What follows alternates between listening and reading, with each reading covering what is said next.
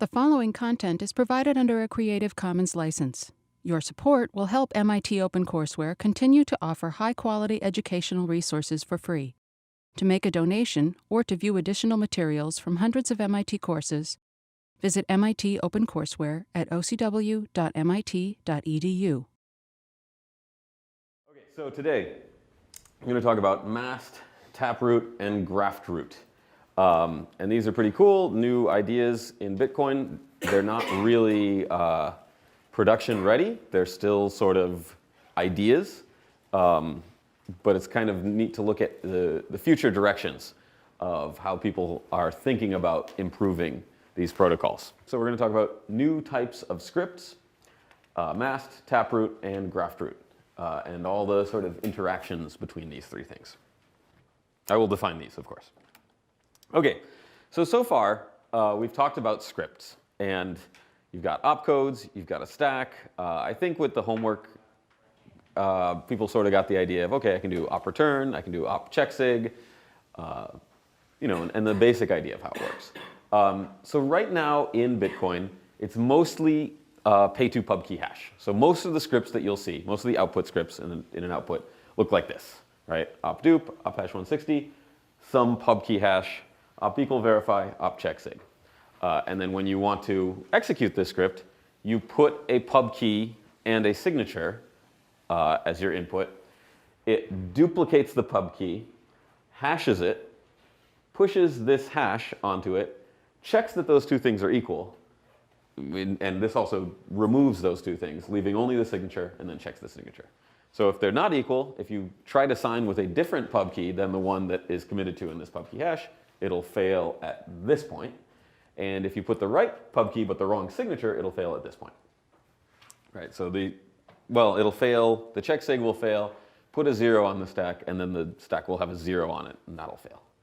Verify means immediately fail if these things are not equal. Okay, and then in SegWit, they templated it. So really, this entire script became op0 pub key hash, which is confusing. If you don't know what that means, wait, op0 means just put a 0 on the stack, and then put a pub key hash on the stack, and anyone can spend this. But the idea in SegWit is, yes, software that is not aware of SegWit will see this as spendable by anyone without a signature. Software that is aware of SegWit knows that these two things are the same. So essentially, if you see this, turn it into this, right? Take the pub key hash and fill in these opcodes. And that's actually what the code does for the script interpreter. It'll say, oh, it matches this template. It's op0 and a 20-byte piece of data. Turn it into this, and then execute it. So in this way, SegWit saves 3 bytes, right? Because now you have 1 byte there instead of 1, 2, 3, 4. You lose a couple more bytes elsewhere in SegWit, so it actually tends to lose a couple bytes, but whatever. Okay, so this works. This makes sense. Any questions about pay to pub key hash? Works okay? Okay. Then there's also pay to script hash. This is the other thing you'll see quite a bit of in Bitcoin today. I don't know what the ratios are. 80% pay to pub key hash, 20% pay to script hash, something like that. So minority, but significant. And for pay to script hash, it looks like this. Also sort of templatey, right? Op hash 160, a script hash, op equal. That's it. This also seems like, wait, all I have to do is provide a pre-image of this, and then I'll be able to spend the coins. But the script interpreter knows, no, actually what this means, if you see this template, if you see this format, verify that this is equal, and then execute whatever the pre-image was as a script. So actually, the first time I started programming Bitcoin stuff, I did not know about pay to script hash, and I was just trying to make my own transactions. And I used this, I just said, well, I want to see that I can, get the script to execute right. I'll just take a random number, hash it, put it into this thing, and try to spend it. And it never worked, and I didn't know why. And then a few days later, I read about pay to script hash, and I was like, oh, no, wait, it wasn't days later. I just put an op. I put an op, no op hash 160, script hash, op equal, and then it worked. And I was like, okay, I don't know how Bitcoin works. This doesn't make any sense. I put a no op, and then it starts working. And then a few days later, I read about pay to script hash, and it was, oh, This actually has a special meaning. This is a template where if you have hash 160, a bunch of data, and op equal, then it interprets the preimage as a script. Does it have to be 20 bytes probably? Yeah, I don't know. There's actually a vulnerability here. How pay to script hash got introduced is sort of an interesting debate. There was like op eval, pay to script hash, a bunch of argument about it. And this was in 2012, I think, or 11 or 12. And it was sort of contentious and people were arguing about it. And in retrospect, this is actually insecure because you're using hop hash 160, which is a 160 byte hash function. It's basically SHA-256 followed by ripemd 160.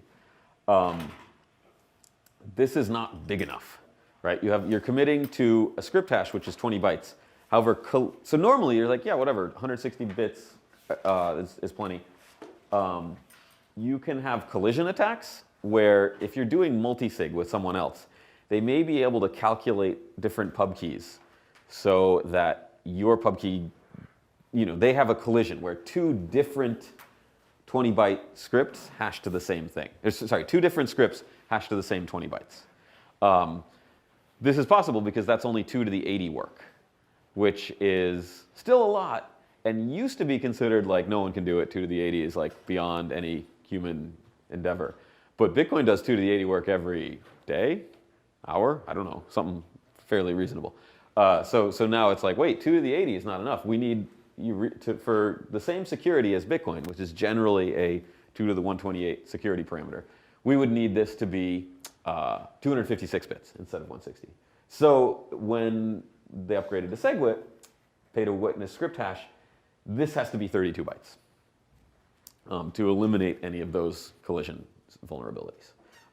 So that's what distinguishes it. So they look the same, right? It's just op0, piece of data, op0, piece of data. But they do completely different things based on how long this data is. Okay, so that's pay to script hash. Any questions about the basic construction? Good, okay.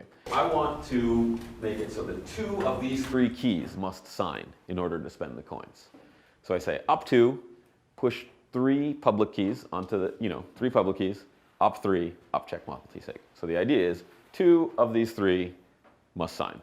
So you can put op1, this, op3. You can put op3, this, op3. If you put op4, 3 keys, and then op3, it probably will never be spendable and just never work.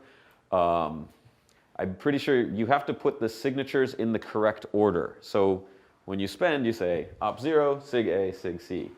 And then it's A, C. If you put sig C, sig A, it fails, right? Yeah, okay. This is a fun little part where you have to put in a 0 byte before the signatures when you want to spend. I'm not 100% sure how that got in. It was a screw up, and we just live with it forever. You don't put the op0, it doesn't work. And it's somewhat confusing. It wastes a byte, which is not a huge deal, but it's just like, what? And they didn't fix that in SegWit, right? Yeah, it stays in there. Who knows if it'll ever get out. So SegWit was an opportunity to fix it, but yes. Right. Why didn't they just update that pretty quickly when they realized you have to put an op0 there? Hard fork.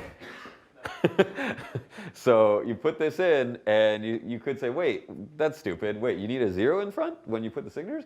Let's get rid of that. So now the old software says, no, I need a 0 here.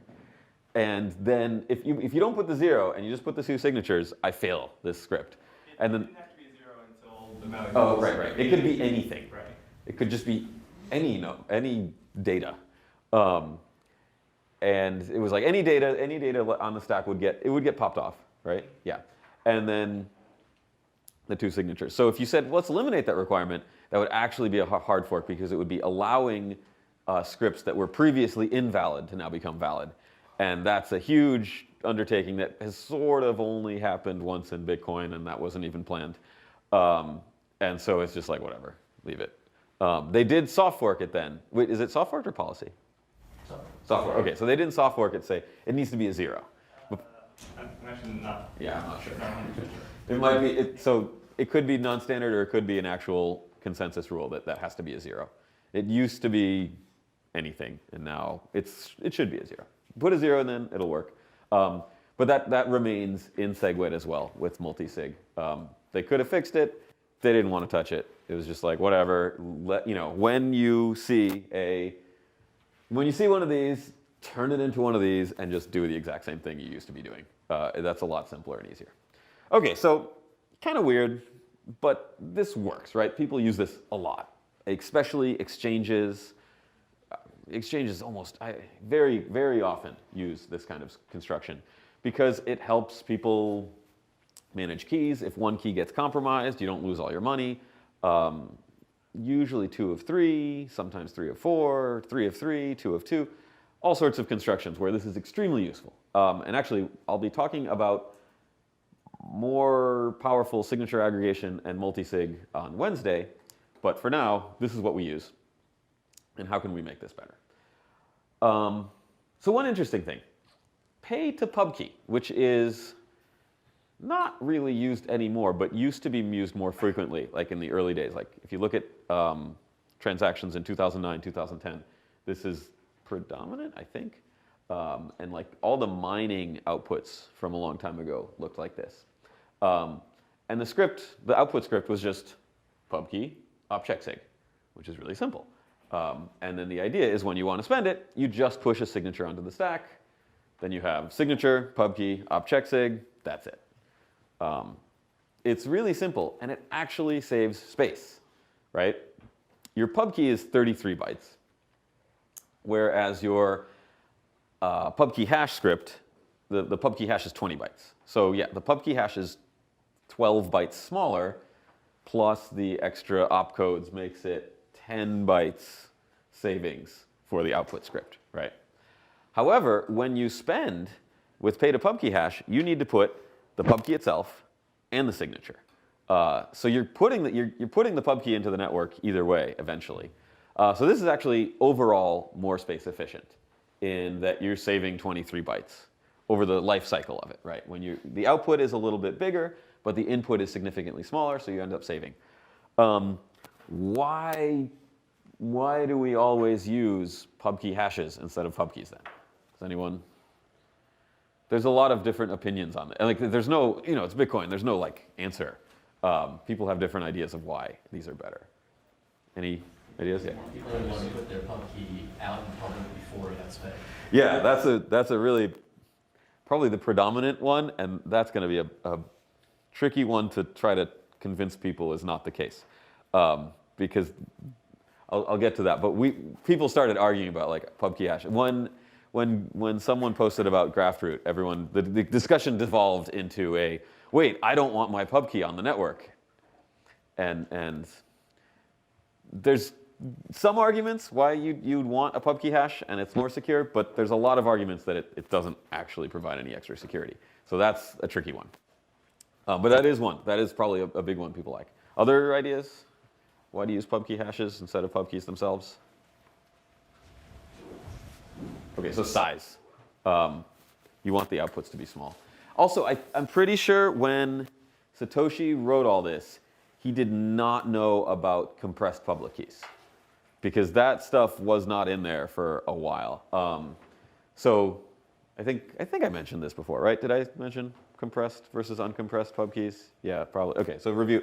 The idea is you've got this whole curve kind of deal, kind of thing, and you're usually like that-ish. Your public key is a point on the curve.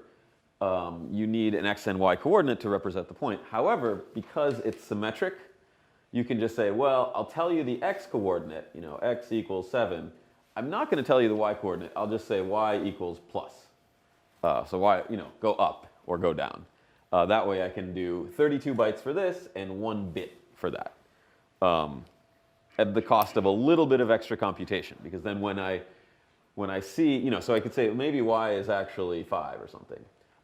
So if I say x equals 7, y equals 5, that's quick, but it takes more space.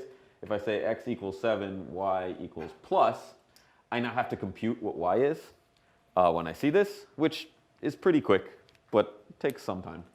But it's a good trade-off. Anyway, I don't think Satoshi knew about this idea or it maybe thought of it, never put it in. So the public keys were actually 65 bytes. You want to keep the outputs small because they're in the UTXO set.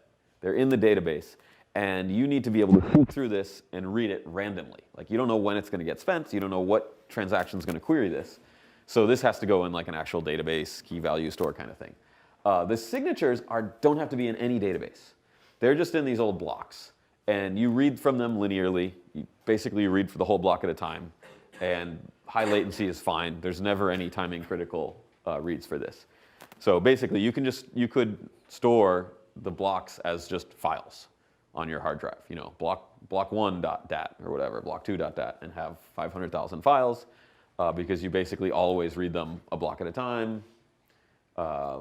And you only have to read them when other people are doing IBD, initial block download, and you're serving them to them. So you can prune these if you run Bitcoin Core with pruning. Anyway, so the main idea is, okay, even if it overall increases the size of transactions, it does reduce the size of the outputs, which is the thing we really want to minimize for keeping the speed up. Okay, questions about that? Cool. Okay. So similarly, same thing with pay to pub key hash and, versus pay to pub key. Instead of pay to script hash, you could put the whole script in an output like a multisig. You could just have all 3 of your keys in your output script, and that would save space overall. Your output is 20 bytes, and then you reveal your whole 100-byte script. So you save those 20 bytes. Same amount, but proportionally less, sorry. But it is some space savings overall, but it's better to keep the output size small. If you do this, does it actually work? Yeah, it's not standard. Okay, it's not standard, so it might not propagate. No policy that is valid. Yeah. So I wouldn't recommend this. It probably will not really work. Maybe eventually it'll get confirmed if you find people to confirm it for you. But most nodes will ignore these kinds of things. Okay, so the question for today. What if we want really, really big scripts? So 2 of 3 multisig is cool. We can just show all 3 keys. And there's 33 bytes of data that don't really get used, right? If you're signing with 2 of the 3 keys, well, that means 1 of the keys never got used. It was sort of there and pointless. But whatever, it's 33 bytes. So what if you want to do like 2 of 50 multisig? So here's 50 different keys. Any 2 of these people can sign. Maybe you're in a company, there's 50 employees, and the policy is that, okay, any of these 2 people can use the coins for this, like, spending to buy lunch or whatever. So how would you do 2 of 50 multisig? Any ideas? Okay, you commit and only reveal part of a commitment. So because of in solution 2, all of blockchain's problems, Merkle trees, right? That's sort of the solution for all. Throw a Merkle tree on it, which is sort of actually what I'm working on now for another thing. So yeah, you commit to some kind of root, and then you reveal only part of what you've committed to. So the idea, which is from there's debate about who came up with this stuff, right? Mast. Like Peter Wool was into it, but then someone else said they wrote a paper about it. I don't know. It was like 2013, 2014. The original idea was make a Merkleized abstract syntax tree. So if you have done any like programming language courses, you probably recognize the term abstract syntax tree, AST, which is sort of how compilers work. They make this tree. So the idea is, okay, we'll make every node in that tree like a Merkle root, so every single opcode can be revealed and be like swapped out, and it's like super crazy. That's sort of overkill. So that was part of the initial idea and paper. But a much simpler way to reason about it and program it would just be, okay, something like pay to script Merkle root, where in my output script, I have a root, and then I reveal that there is a script that goes into that root. And then I execute that script. So for example, I make 4 different scripts. So this would be, say, anyway, it's just 4 different scripts. There's no to choose and that results in 4, right? I don't think so. But this is Alice and Bob, this is Bob and Carol, this is Carol and Dave, this is Dave and Edna or something. And any of these two people, but 4 different groups, can sign. And then this is what you actually put in your output script. And then when you want to spend, you say, okay, I'm going to provide a proof. So to spend, reveal which I'm spending. So for example, I'm spending using script 3. And then I reveal a path to the root, which would be I reveal 4 and this. And then you compute. You say, okay, hash these two things together. You get that. Hash these two things together. You get that. And confirm that the result is equal to what was in the output script. And if it is, okay, you've provided a valid proof, a valid inclusion proof that script 3 was inside this root. What's kind of cool in this case, you do not need the binary tree to be perfect. You can have different heights because you're not committing to the height of the tree when you're sending to it. So you could have the default case could be here, and then a really big tree that goes down a lot over here. So in most cases, most cases it's going to be Alice and Bob signing, and then Carol and Dave and Edna and whatever are unlikely. So I'm going to put Alice and Bob here, and then have the tree sort of asymmetrically get longer over here, so that when Alice and Bob sign, they can just reveal this. And then when the other people sign, they're going to have to reveal this and this. And then I optimize my space for the most likely case. So that's kind of cool. What else? So yeah. However, there are problems. Okay, there's a bunch of problems. One, okay, 2 of 50 is cool, but what about, so in the case of 2 of 50, let's just look through it. 50 choose 2. I couldn't make the little numbers in parentheses the right way, whatever. So that's 1,225 different scripts. And that would result in if you do a regular binary tree, balanced, I forget all the words, you get a tree height of 11, which is like, actually kind of, it's like, so close, right? If it was 1,024, it'd be 10, but a little over. And actually, since it doesn't have to be symmetric, you can get like tree height 10 for most leaves and then 11 for some of them. Anyway, so your proof size is going to be 352 bytes, which is, okay. And if you didn't use Mast, you can say, well, I'm just going to have a pay to script hash, and the script is just going to show all 50 keys and have, op2, all 50 keys, op3, and that would be about, plus 3 or something, but 1,650 bytes. So Mast is an improvement. And it's sort of like, hey, I'm doing log n, right? For all the different scripts, I have log n. If I actually committed to all the 1,225 scripts with each of the 2 keys, it'd be much bigger. But I don't actually have to, because I've got this whole 50 choose 2 in here. So I've got 2 things, right? I've got this combinatorial thing and then this log thing. And in balance, it's like, okay, like better, but not actually that awesome, right? You're going from 1.6K to 350 bytes. It gets worse. Let's say I want to do 25 of 50. Well, that's 50 choose 25, which is around 100 trillion different combinations. The tree height would now be 47. The proof size is going to be, wait, did I do that wrong? Hold on.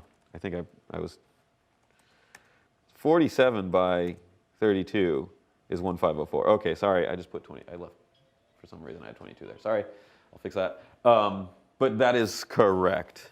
Yeah, 1504. So 1.5K, whereas the raw would still be 1,650. These are about the same.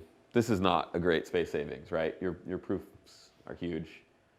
In fact, I would say it's not only not much better, it's worse, right? You're going to have to compute 200 trillion hashes in order to compute that root, as the person creating the output script. To verify inclusion, you have to compute 47 hashes, which is fine.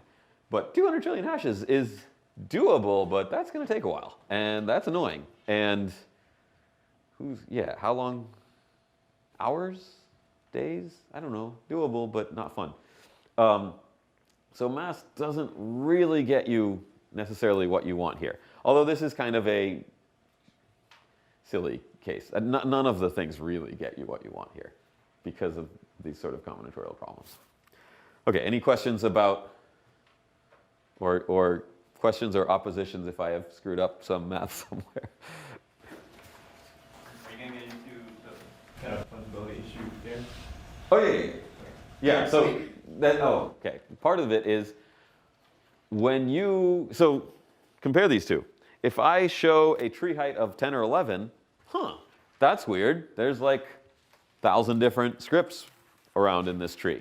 If I show a tree height of 47, that's really weird. Someone either was just joking around and made this weird sparse tree with all these branches to just screw around and have a height of 47, or there's 200 trillion possible spending, outcomes.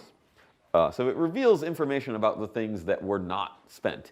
Even though it doesn't reveal what the scripts were, it to some extent reveals how many there were. Okay. But still, it is kind of useful, right? In the 2 of 50 case, yes, this is better. You have to compute a 1,000 something hashes, no big deal. You reduce your size from 1.6K to 352 bytes. That's a good deal. Here, kind of not, but this is also sort of a crazy, there's other ways to address this, but anyway, it's pretty good. There's sort of 2 or more than 2 different ways to implement this. You could just say, okay, we're going to have pay to script Merkle root, where you have a template where it's like op2 or op3 or something, and then some data. And the idea is when you spend it, you have to provide a proof, and then the script itself, and then you execute the script.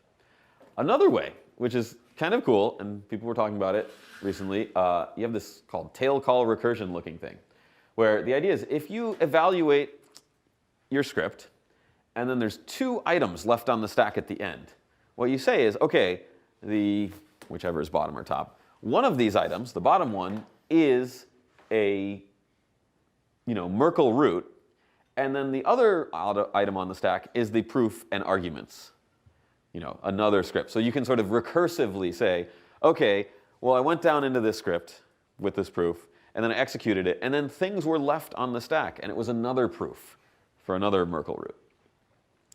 So that's kind of cool. You can make all sorts of crazy things with that. I don't know how useful recursion is in this case, but there could be cases. You're already in a binary tree, so. My personal thing is like, why not just keep it simple and pay to a script Merkle root? But there's people who think like, no, this should be more expressive, like programming language-y wise. Anyway, so that's their state of Mast. Mast has code.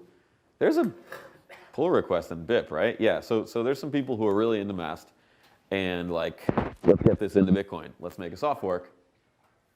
And there's also people who are not as enthusiastic about it. And so it's like, no one's like opposed to it. Like, this is a bad idea. This will break Bitcoin. But there's varying levels of like, let's get this in. You can do all these cool things versus, like, is this really a priority? What are we going to use with it? Kind of things. Okay, any questions about this? I think we have, yes. Quick break, and then I'll do, good? Yep. Op return, which seems unconnected, but I will show you how this connects to these issues we have. Okay, so op return, it was in the problem set. You basically put this opcode in the front of your script, and that flags it as forever unspendable as an output. So you shouldn't put much money into these outputs because they are basically destroyed. Op return means you immediately return from the script evaluation, and you return a false. I think it used to be return whatever is on the top of the stack, right? Which meant you could just spend anyone's money by using op return. So they soft forked that to say, no, op return always fails instead of op return always trivially succeeds, which means you just put an op return and take anyone's money. So they figured that one out pretty quick. So people use op return to put data into the blockchain. Why do people do this? So it doesn't, you can't spend it, you can't do anything with this data, but why do people do this? It's kind of cool, right? To prove it's there, right? You want to put some data in, and you just want to say, hey, I thought of this first, so I'm making a patent. Whatever. You put data. People use a lot of op return. What was it, like 10%? 10% of the current set. Yeah. So that's Not everything ever, but of the current the current UTXO set, if you remove, or if you don't bring the unspendables, it would account for about 10% of the current UTXO set. So that's a lot of data. People are using it. There's a better way. Okay. So what if you wanted to do a 0-byte op return? It's not quite the same, right? Because an op return, everyone can see it. And in some cases, you might want that. You might want to put an op return so that it's publicly visible.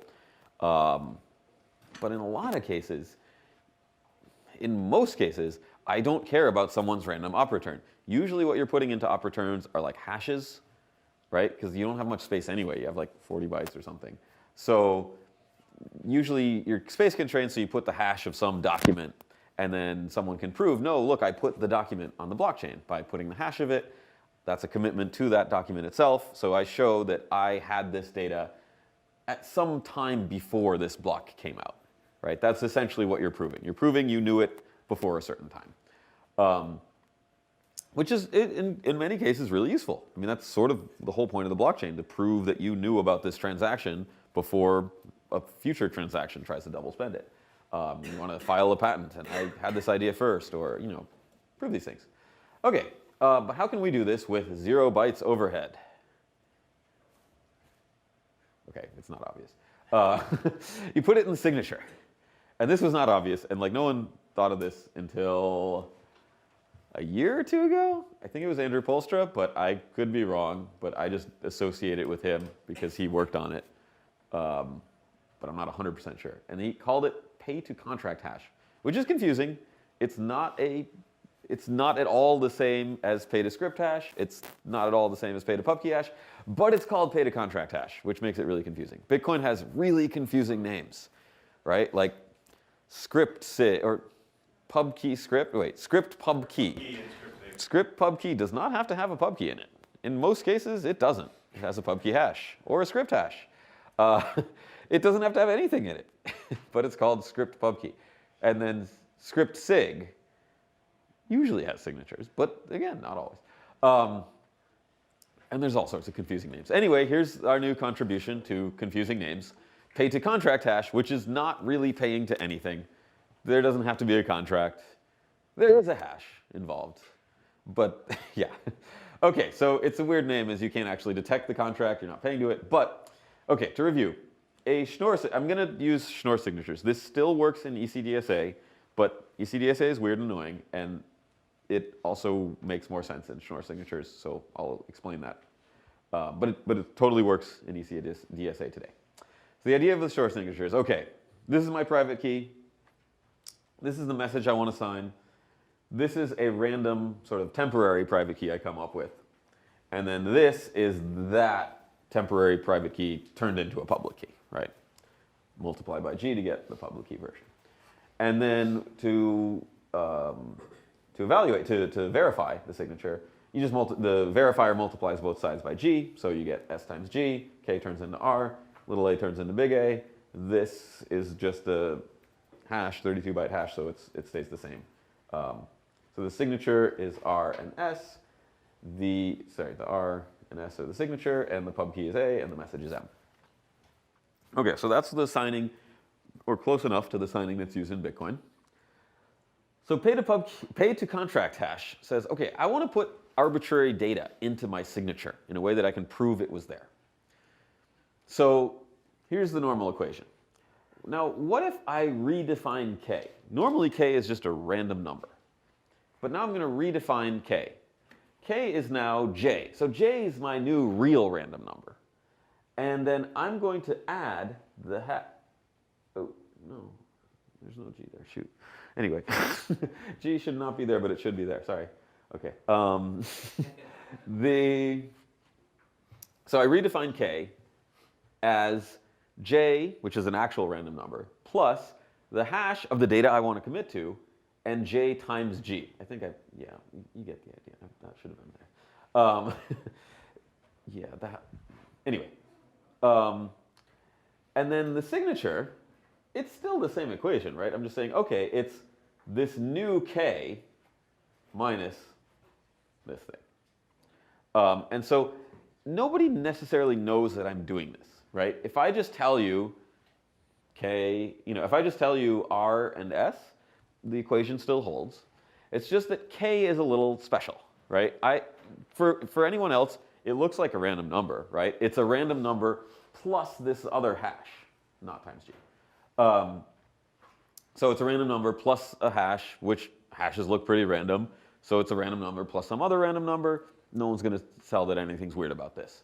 However, it is unique in that I've got this random number plus the hash of that random number times G in it, and this extra data I put in. Okay, so to verify, if I don't tell you about this, verification looks the same. What if I do tell you about it, though? So normally the sig rs, pub keys A, the message is M, but the signer can prove that R is not kg, that there's this other K, and well, it's K, but there's something else in R. I can prove that R is special after the fact, right? Everyone knows what R is, but I can then prove that something was in R. Also, never reveal K, even after the fact. That'll let you figure out the person's private key. So the idea is, I can prove that R equals J plus the hash of the data in J times G. Here's where it's a little confusing, right? Because this is already a pub key, and you're multiplying by G again, right? So it's a little weird. This is, anyone can compute this, right? Because I can say, hey, you already know R. I can give you a J and some data such that J plus the hash of this data and J itself times G equals R. And I can't forge this, right? If I try to forge this, and I say after the fact, I want to come up with, I just made R randomly, right? I didn't have any actual data. And then after the fact, I want to come up and lie and say, yeah, no, I put this data into this R. Okay, now we need to solve for J, right? Because my proof is going to be J in this data. So I've got the data I want, and I want to figure out what J is. So J is the hash of this data and J times G minus R. Oh, shoot. Right? That would be the equation I have to solve if I want to falsely prove that this data went into it. The problem is I've got this thing where it's like J is defined in terms of the hash of J. That's going to be hard, right? If I'm defining J in terms of the hash of J, I'm stuck, because that's not how, hash functions don't let me do that. So this is actually kind of cool because it's a proof that there was some extra data that went into the random R point before the signing happened, right? Or, well, it had to be before the signing happened because the signature has R in it, and S is a function of R. And this is cool because if you don't know about it, it just looks like a regular signature with a regular R value. But if I tell you about it, I was like, yeah, when I signed that, I actually put some extra data into here. So that's kind of better than op return, right? There's 0 bytes overhead. You're going to sign anyway. So you can put data inside a signature's R point. You can even do it with other people's signatures. There's no real private information here. If I just hand you some data, it's totally safe, right? Hey, here's some data. Okay, here's the J point that goes in, that constructs this in the R. Like, okay, sounds good. I can put someone else's data into this. You just hand them the data, they give you the proof, which in that case is just J. So it's op return with 0 byte overhead. This is really cool. I believe this is being used for like open timestamps now, as of a few, I think, right? I wasn't aware of that. I think they got it in. I don't know. But it's also nice. It's not like a soft fork or anything. This is just a fun trick you can do with your signatures. So you could do this today if you wanted, and then prove to people later that, like, hey, I put my name into my signature. And like, I don't know. So then that batch, wouldn't proving one essentially reveal it to all in the batch stuff? But this is a direct replacement for the op return. You commit to the root, right? So in their case, this data is a Merkle root, and then you can then prove. So you can put a Merkle root here, and then I prove that there's a Merkle root inside my signature, and then I also prove a branch so that the data is in the Merkle root, which is then in the R point, which is in the signature, which is in the blocks Merkle tree, which is in the blockchain. So you've got like 4 or 5 different proofs going on, but they should all be working. Okay, so this is kind of cool. Any idea why I was explaining all this in terms of like Mast and multisig? Like these seem totally unconnected, right? Any idea? So yeah, I it took Bitcoin people like well over a year to see the, after the, in retrospect, really obvious connection and thing to do with this. But it took a year or two, and then someone, Greg posted on the mailing list in January, like, hey, wait, you can use this for something else. And then it was like, oh, shoot, like, how did no one think of that? So it's called Taproot. And I don't know why Greg called it that. Greg Maxwell, he's a guy with a big beard who works on Bitcoin, and he's super smart and stuff. And it uses this pay-to-contract hash construction. And it's the same equation, but it took us a year or two to figure out that you could do this.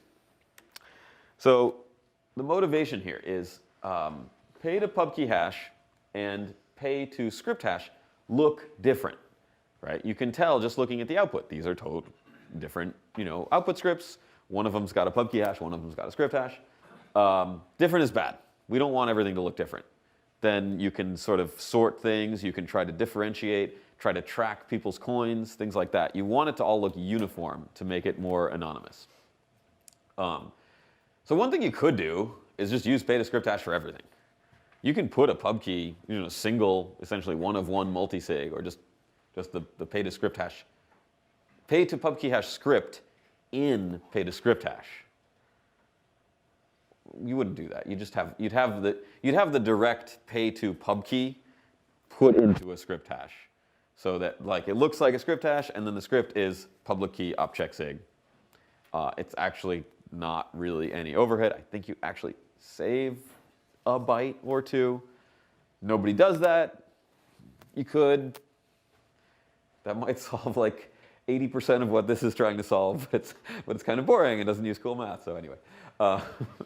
Okay, the other observation is that in most cases, scripts, you have these sort of scripts, and there's a hidden option, which is, or everyone signs. So in the case of like 2 of 50 multisig, well, if all 50 people sign, that's okay, right? That's no worse. So if it's 25 of 50 multisig, if all 50 people happen to sign, sure, that's, there's no loss of security there. So the idea is, you use this pay to contract hash construction to merge pay to pub key hash and pay to script hash, so that a single output can do both. The idea is you make a key J, and J is an actual key, like you have the private key for it. It's a regular old pub key, and you have a script Z. And instead of sending either to the script Z in a pay to script hash construction, or to hash this key J and send to the pub key hash, you say, I'm going to compute key C, which is J plus the hash of my script concatenated with J times G. So this is the same as the thing I just did with the op return in 0 bytes, right? And then I send money to it. And then what do? I've sent money to this C point. Can I sign with C's private key?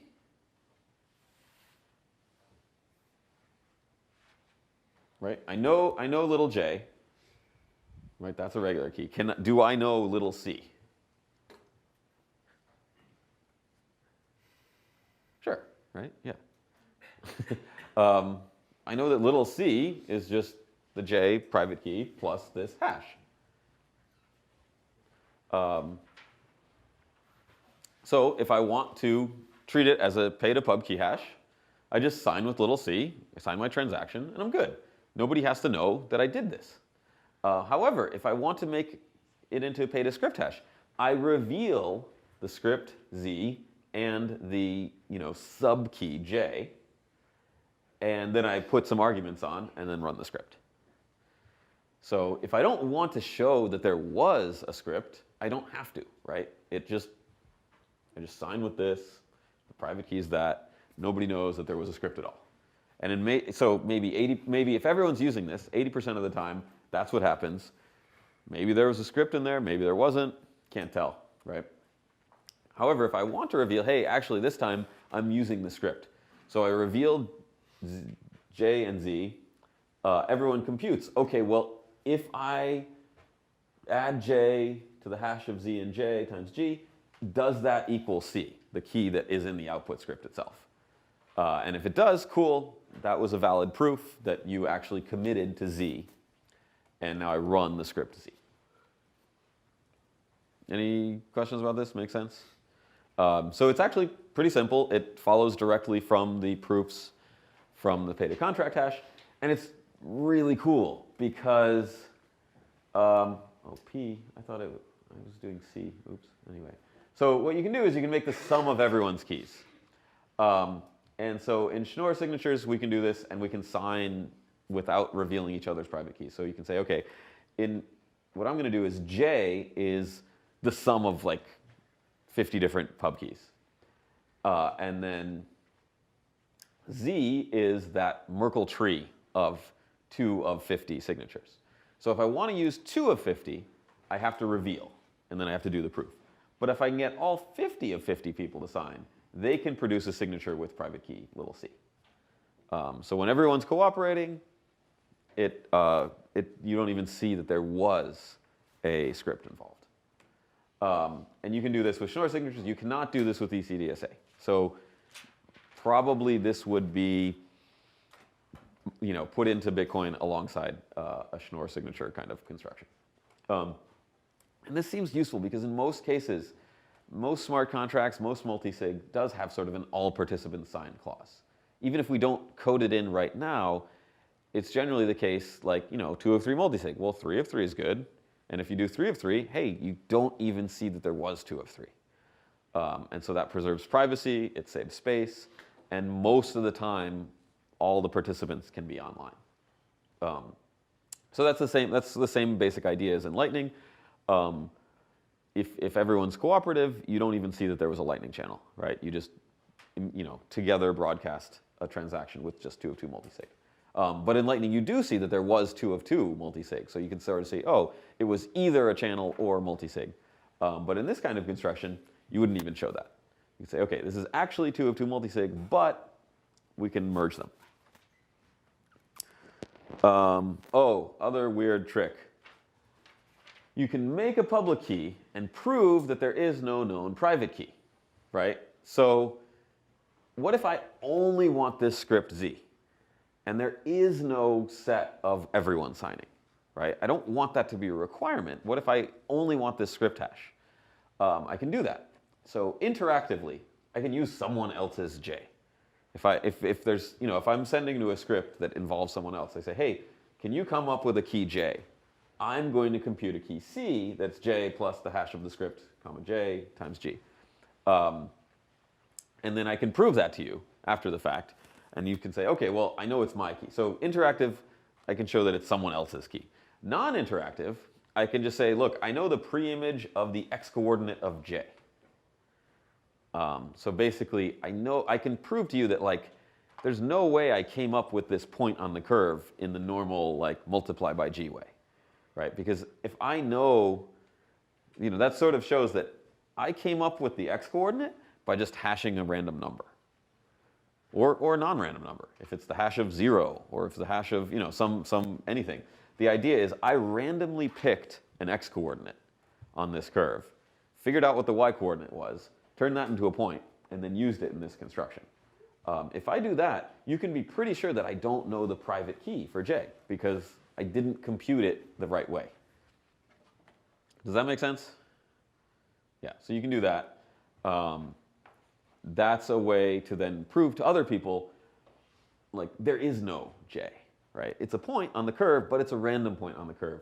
So there's no way I can sign with C, right? The only way that this is going to, I send to pub key C, and I prove to you, look, C is not a key that anyone can sign with. However, there is a point J, and there's a script Z, and you can execute the script. So that's useful in many cases where you want to prove to people that, look, there is no key here, it's just a script. And then everyone will find out later when you spend it, but they don't have to know that there was no key, they just know that the script got executed. So that's a nice sort of hatch where you can, default. If there's any use cases where in the current script hash, you want that exact same functionality and you don't want this new functionality, you can sort of get rid of it this way. Yeah. Question on Yeah. that. So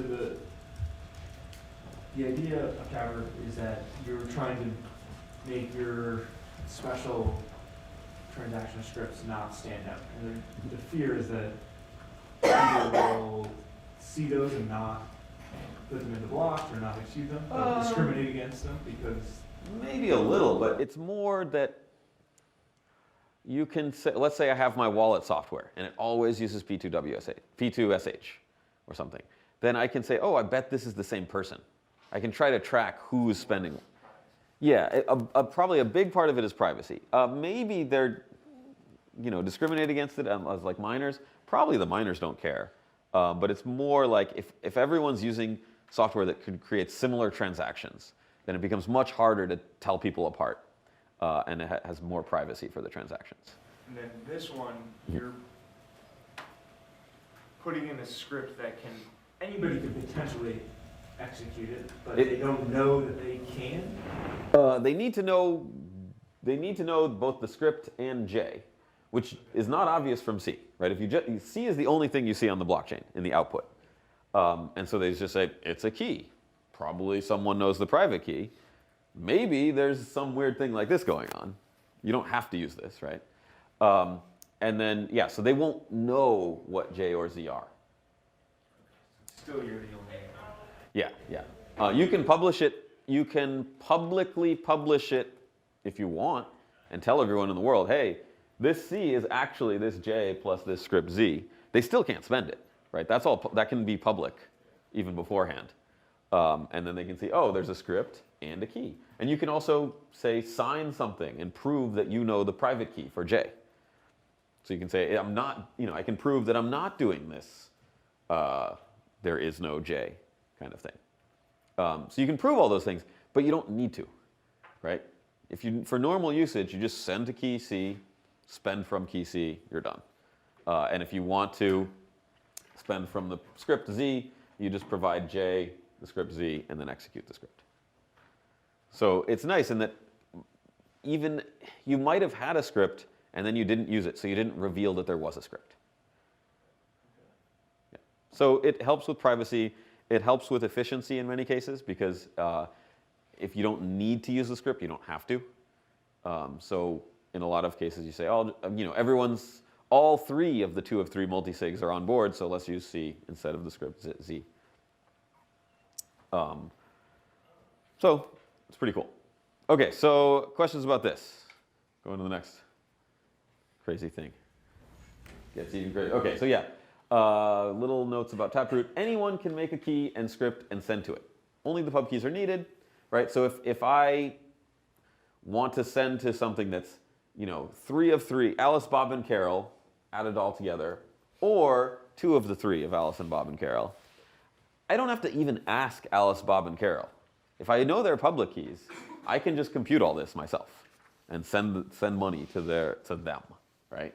And I can compute any construction I want. I can make it 1 of 3, right? I know that there's Alice, Bob, and Carol's public keys, and I can say, hey, Alice, Bob, and Carol, I'm giving you all money, and you can fight over it, or you can cooperate. Like it's any of you get it. And so the idea is 1 of 3 multi-sig script goes into here, and then 3 of 3 is here.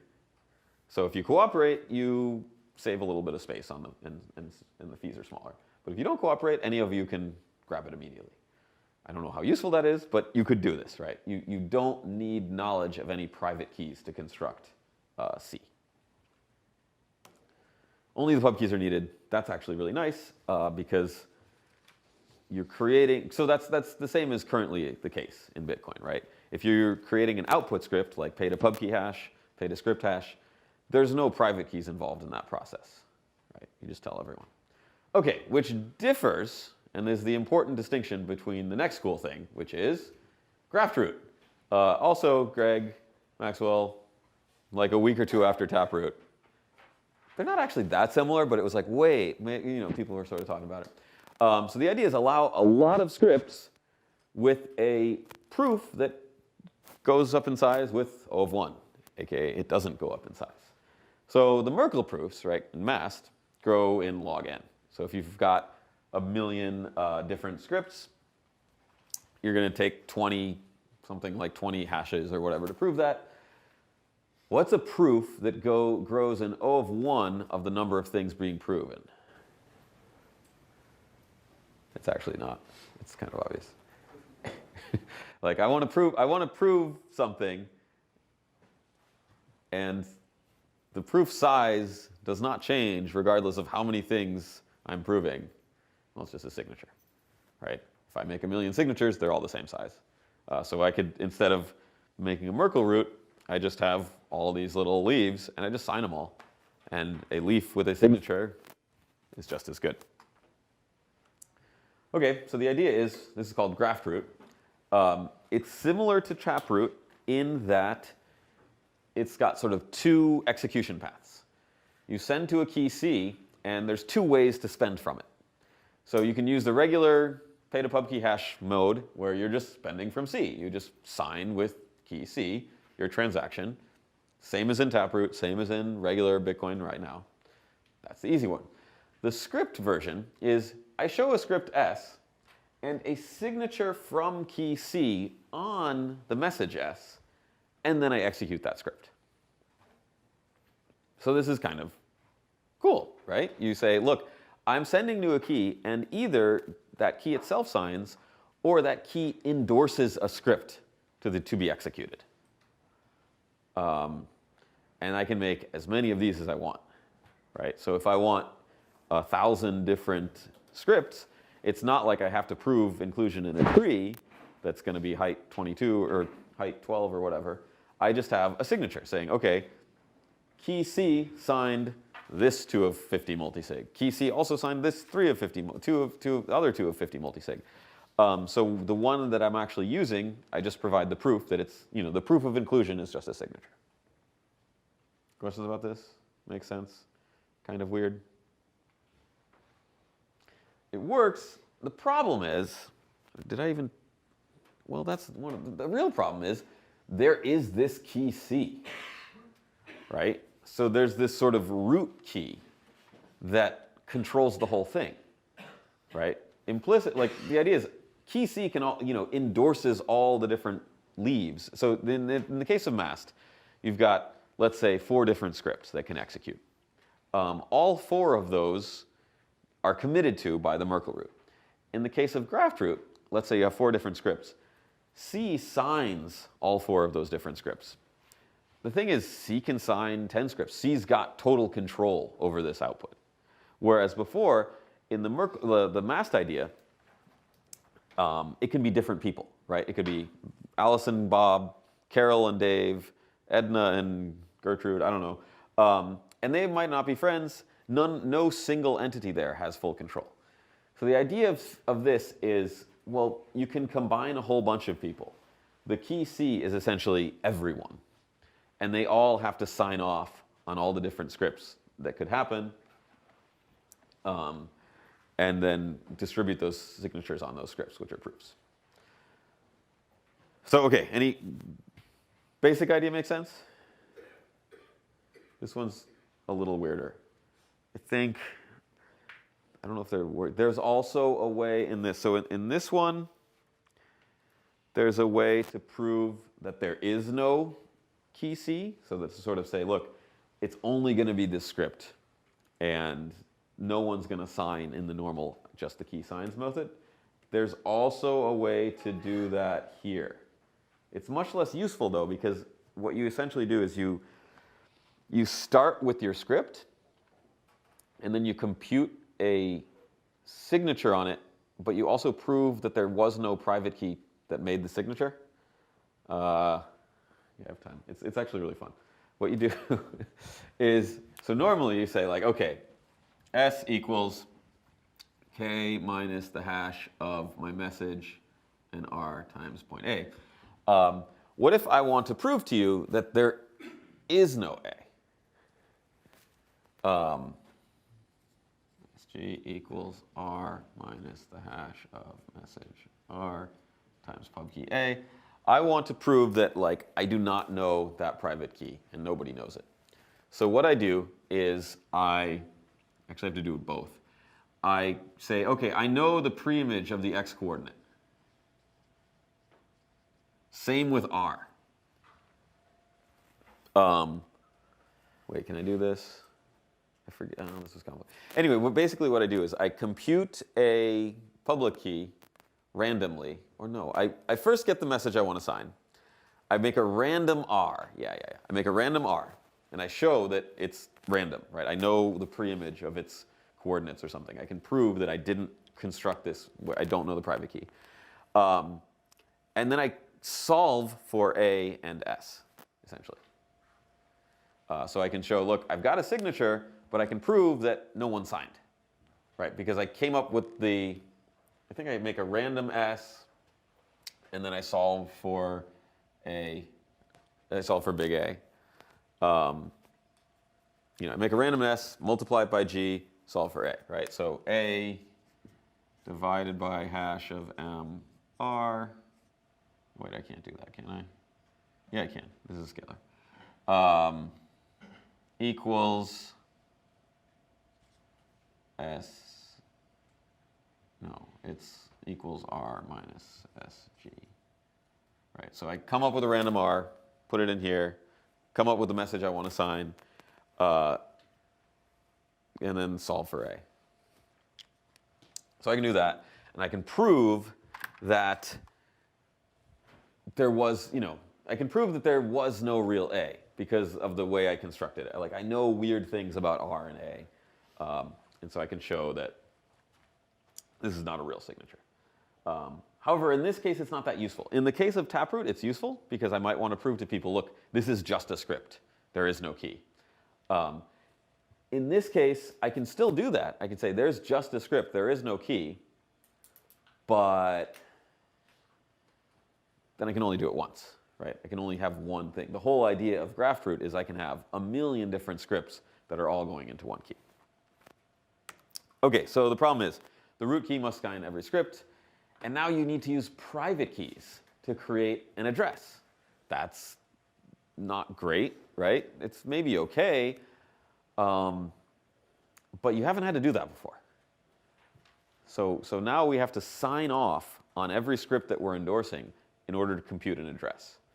You can do this after the fact, though. So that's kind of the interesting thing about this, is you can say, okay, I'm sending the key C, which is this root key that's all 50 participants. And then after the fact, after it's been confirmed in the blockchain, those 50 participants can say, actually, you know what? 2 of 50 is good. We're not suspending the money right now, but we're all agreeing that, yeah, any 2 of us can spend this money later. And so they all get together, and all 50 sign with the root key C all the different scripts, those 1,225 scripts, and then hand those signatures out to the respective people who would be interested in that signature, right? So, oh, Alice and Bob, if you want to spend the money, we all made a signature endorsing your 2 of 2, 2 of 50, your 2 keys. And Bob and Carol, if you 2 want to spend the money, we've made a script that's, that's endorsed by us saying your 2 keys can spend it. It's really cool. The overhead is 1 signature, so you can have that like 100 trillion different, 50 choose 25, which is 100 trillion. Well, you got to sign 100 trillion times. But when you spend from it, it's small. It's an extra 33 bytes of overhead. Yeah, the overhead is just a signature, right? So you say, okay, here's key C, here's a signature from it, here's the script to endorse the script being executed. It's not actually 64 bytes. You can get the overhead into 33 bytes because you can aggregate the S values of the signature. I'll talk about this on Wednesday. I don't think I actually came up with this, but Greg cites me on it, and it's like, I guess no one thought of this? I don't know. But there's like non-interactive partial aggregation of these things, which I was really hoping would get into Bitcoin itself, but I think it's too slow. But in this case, it's not that slow, so people are like, yeah, we'll use it here. Okay, so this is kind of cool because it's simple, right? It's just more scripts can be added any time. It's O of 1 scaling. So if you have a million different scripts, proving one of them just takes 32 bytes or 33 or something. C can be a threshold signature of many different parties. The signature can be aggregated within the transaction. The downside is this interactive setup where you can't just take Alice and Bob and Carol's key and send to a Graftroot 2 of 3 multisig. right? Alice and Bob and Carol need to sign something. In some cases, that's no big deal, right? In some cases, you're connected to them over the internet, and all the participants are cooperating. Sure, we'll sign, we'll create addresses, or we'll pre-sign all sorts of different addresses beforehand. Doable, but sometimes you don't want this interactive setup. Sometimes I want to be able to send to participants of my choosing without their cooperation. Usually if you're sending people money, they're okay with it, right? But sometimes you don't want them to be online. Okay, so put this all together. The idea, the goal for this, and I think the way it's going to work in Bitcoin, but this is still, research kind of. You have a unified output script. So let's say it's a templated with op5, and you say, okay, op5 pub key. Now, when I want to spend to it, I have a bunch of options. To spend, I can just put a signature on the stack. And then the program says, oh, there's a signature. Let me check if the signature matches the public key, this pub key. And if it does, cool, the money moves. That's pay to pub key hash mode, except it's not a hash. Another thing I can do is provide a point J, a script, and a series of arguments for the script. And that's Taproot. I verify that J plus I verify that J plus the hash of J in the script times G is equal to that pub key, and then I execute that script. Another way to do it is if I've got this, I've got C, which is also just a point, and a signature on the script, and then a script, and a bunch of arguments. Then I say, oh, this is Graftroot. I'll verify this script, this signature on this script, and then execute with these arguments. So it would be cool if you could do it just based on the number of items pushed, but you might want to put like a flag or something here to distinguish between these two. If there's just one element, you can just quickly say, okay, it's paid a pub key. But to distinguish between these two, there might be weird edge cases where it's like, well, one of the arguments could also look like a script and annoying things. So you might put some like flag byte. But anyway, it's kind of nice in that when you send to an output, you send to an address, all the addresses look the same. They just look like public keys. But they could be any of these things. And you only find out after the fact. And not only that, you could have the same key have a Taproot and also have a Graftroot, right? You could have, so there could be an address, and I've got in my wallet, well, there's 3 different ways I can spend this. I can spend this with everyone, all 50 people signing, or I can spend it with a single script that's been endorsed this way, that's got priority, and then I can also spend it with one of the millions of scripts that have been endorsed this way. So I can use all 3. This is a little bit more efficient, right? Because you're just revealing the script and a point. This one you have to reveal. Oh no, wait, sorry, this is wrong. There's no C. You already know C. It's still a little more efficient. Yeah, there's no C there. You already know C. You just put the signature on the script. Yeah. Okay, so that's. Okay.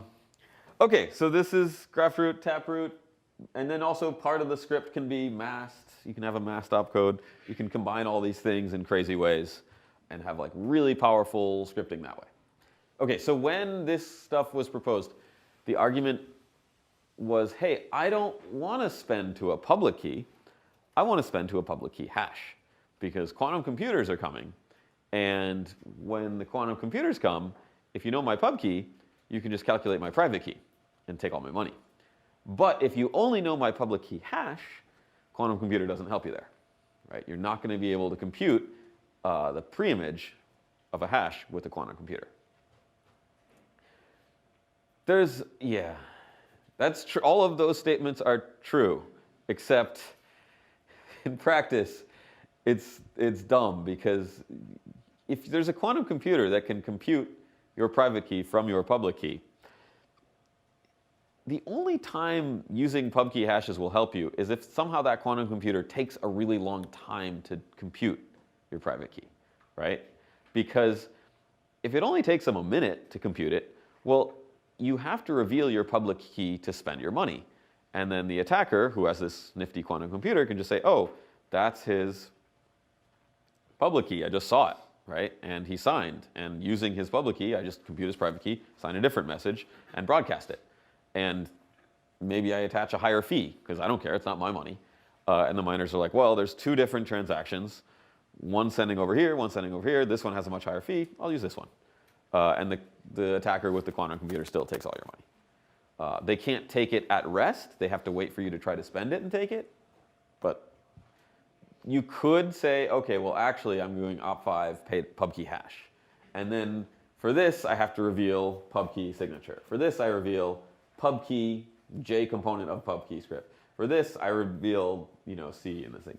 But it's like kind of ugly, wastes space, and in most cases doesn't provide a lot of protection. So there's hopefully better ways to deal with this. One thing that I have sort of been joking about, but it would be kind of fun to put it into wallets, you can actually use Taproot to commit to a Lamport-like hash-based pub key. So in Taproot, this is actually quantum secure. I hesitate to advertise this, but it is a commitment that is not, that the quantum computer cannot forge, right? The whole, wait, where was I saying the J equals hash of, yeah, this thing is still a problem for a quantum computer, right? You've got, I want to compute a J such that J equals this hash times G minus R, and J is in there as well. Even with a quantum computer, maybe I can compute an arbitrary J and find its discrete log, find the private key, but it's still not going to satisfy this equation. So I can't after the fact find a script and a J to compute this C. So that is safe even if a quantum computer exists, right? Because that's based on the security of the hash function. So that's kind of an interesting little tidbit. Like, hey, this Taproot construction is hash-based. Quantum computer appears, and we say, look, we no longer allow C. We no longer allow the normal spend where you sign with key C. Because signatures, all this elliptic curve stuff, it's broken.